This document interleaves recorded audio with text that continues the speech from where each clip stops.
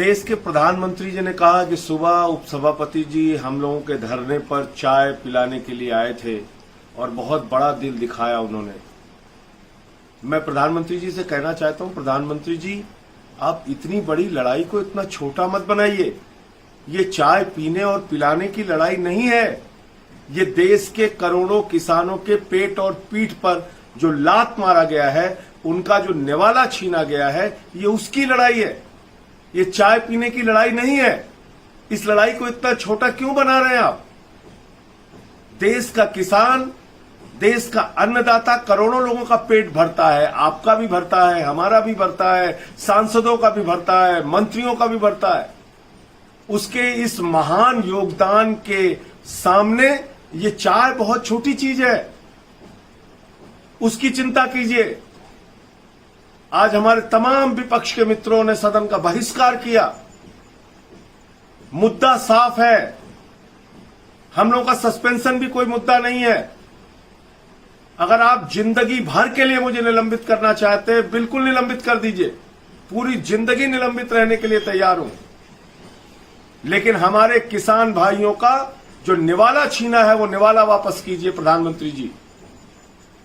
जो इस देश के किसानों के पेट और पीठ पे छुरा मारा गया है, उसको, इस काले कानून को वापस लेकर उनको राहत पहुंचाइए प्रधानमंत्री जी। ये काला कानून बगैर वोटिंग के जबरन, अलोकतांत्रिक, असंवैधानिक तरीके से जो पारित किया गया है, लोकतंत्र की मर्यादा को, संसद की मर्यादा को जो शर्मिंदा किया गया है, उसको वापस कीजिए प्रधानमंत्री जी। ये लड़ाई चाय पीने और पिलाने की नहीं है। देश के करोड़ों किसानों की लड़ाई को आप एक छोटी सी चाय पिला के निपटा रहे हैं। मैं बहुत आदरपूर्वक आपकी चाय आपको वापस करता हूं प्रधानमंत्री जी, लेकिन मैं ये कहना चाहता हूं कि देश के करोड़ों किसानों का जो आपने निवाला छीना है, उसको वापस कीजिए। सस्पेंशन मुद्दा नहीं, निलंबन मुद्दा नहीं। जो कुछ उस दिन हुआ सदन के अंदर, वो पूरे देश ने देखा। भारतीय जनता पार्टी, आपकी पार्टी राज्यसभा में अल्पमत में थी। अकाली दल विरोध कर रही थी, बीजेडी विरोध कर रही थी, टीआरएस विरोध कर रही थी, एआईएडीएमके सेलेक्ट कमेटी की मांग कर रही थी, शिवसेना, एनसीपी, कांग्रेस, सारी पार्टियां विरोध में थी, आरजेडी, डीएमके, आम आदमी पार्टी। उसके बावजूद यह काला कानून पास किया गया। इसलिए इस लड़ाई को छोटा मत बनाइए। ये इस देश के करोड़ों किसानों को धोखा देने का काम आपकी सरकार ने किया है। आप कहते हैं एमएसपी देंगे प्रधानमंत्री जी, आप 2014 का अपना भाषण भूल गए? आपको याद नहीं आपने क्या कहा था चुनाव के पहले?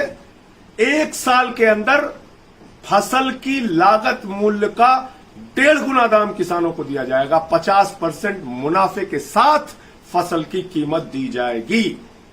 लेकिन आपकी सरकार ने शपथ पत्र देकर सुप्रीम कोर्ट में कहा कि हम 50% मुनाफा नहीं देंगे। कितना धोखा दोगे किसानों को? कितनी बार उनकी पीठ में छुरा मारोगे प्रधानमंत्री जी?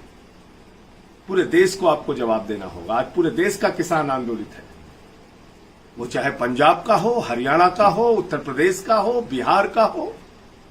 आपने एमएसपी खत्म कर दी।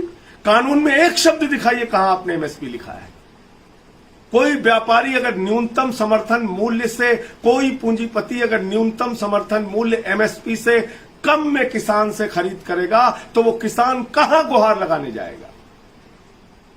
कौन सा न्यायालय उसकी बात सुनेगा अगर आपने बिल में, कानून में लिखा ही नहीं है एमएसपी के बारे में, एक शब्द नहीं लिखा तीनों बिल में। तो इसलिए मैं फिर दोहरा रहा हूं और विपक्ष के मित्रों को भी कह रहा हूं, हम लोगों का निलंबन कोई मुद्दा नहीं है।